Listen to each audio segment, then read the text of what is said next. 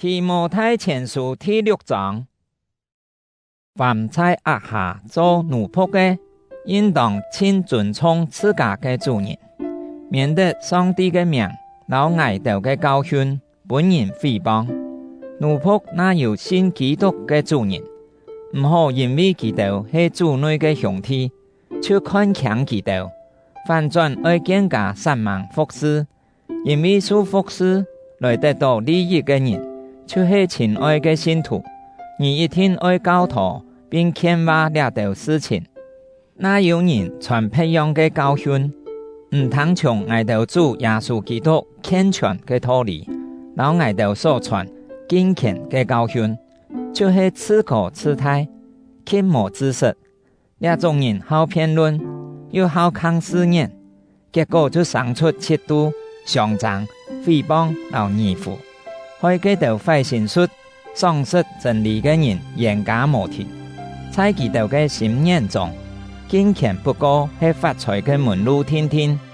无唔错，人那地足，敬虔的确为本己得到太利益。挨到来这世间，松树空空，挨到也带唔走马嘅，挨到那有好食有好作，就爱地足。基督上爱发财嘅人，陷入妖惑嘅地步，本多多无地，留为害人嘅欲望残定，最后就沉沦灭亡脱去。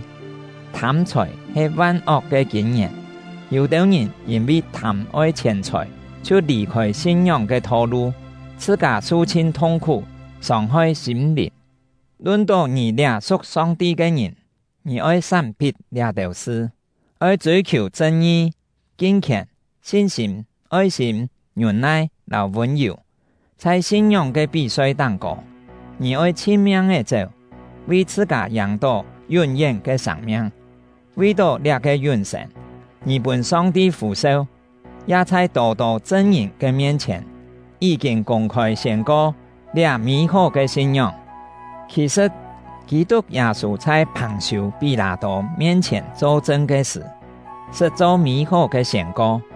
在受生命本万物嘅上帝，到这位耶稣面前，爱吩咐你，爱无缺点，无好险。遵守你所接受的命令，直到挨到的主耶稣基督显现的日，时机成熟的时，上帝会喊其显现。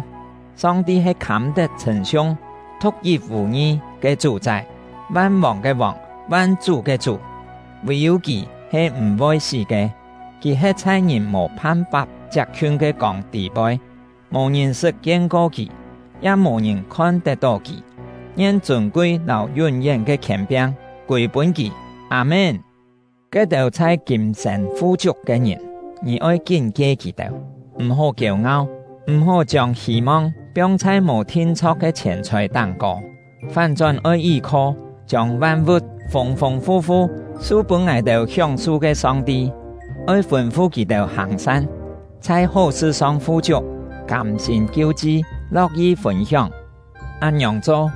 就是为自家积存财宝，为将来建立坚固的体基，来把握整个生命。